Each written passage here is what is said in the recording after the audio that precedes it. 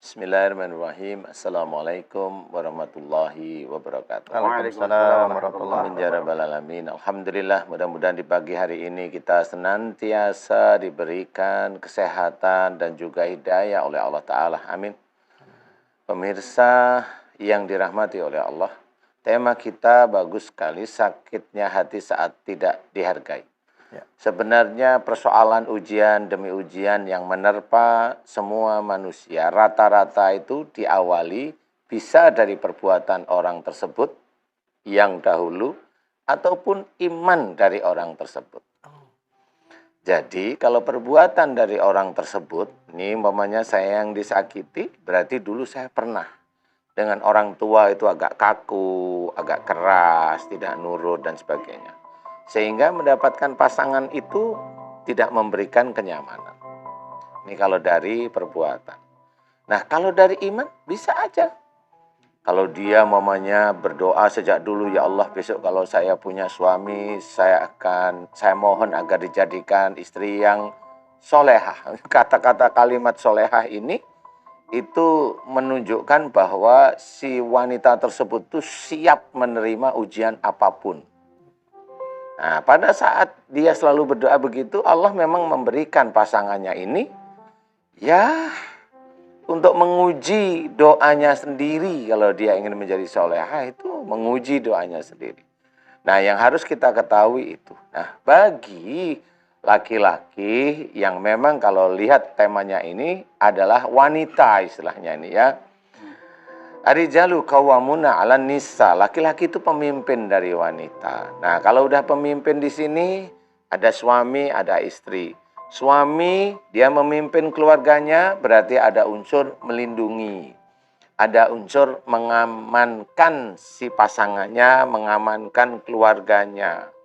Kemudian juga dari sisi syariat, dari sisi agama, si suami itu memang dianjurkan untuk menjadikan dirinya soleh.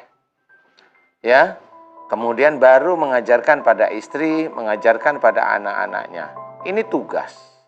Nah, si suami tidak boleh cuek terhadap istrinya. Bukan karena dia pemimpin, kemudian dia cuek. Maunya apa aja yang dia inginkan, dia berikan pada istrinya. Maksudnya dia pinginkan pada istrinya.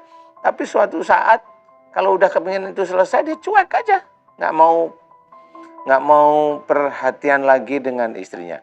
Ini hidup yang seperti ini, itu hidup yang sia-sia besoknya di akhirat.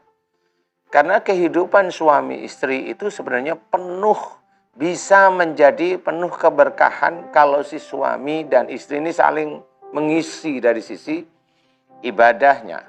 Ya, satu aja ayat yang sering kita dengarkan, ya, bahwa kita diminta kalau menjalankan semua kehidupan di dunia itu untuk bermusyawarah. Itu aja. Itu musyawarah itu baru satu kalimat penggalan ayat kecil aja. Musyawarah. Ini setiap saat itu musyawarah terus.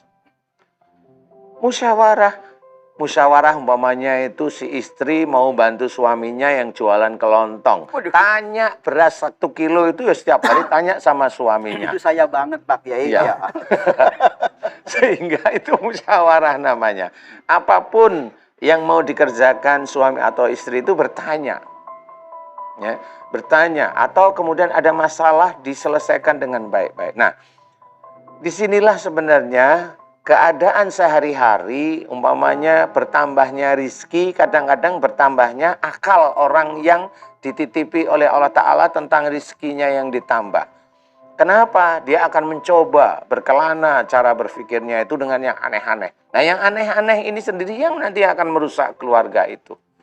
Akan merusak keluarga tersebut. Maksudnya aneh-aneh gimana, Ustaz? Aneh-aneh aja. Jadi mulai dia yang dulunya itu yang di rumah itu yang bantu kalau capek itu istrinya, ya dia capek kasihan istrinya, dia capek yang bantu orang lain gitu. Oh, alah, iya. Seperti itu.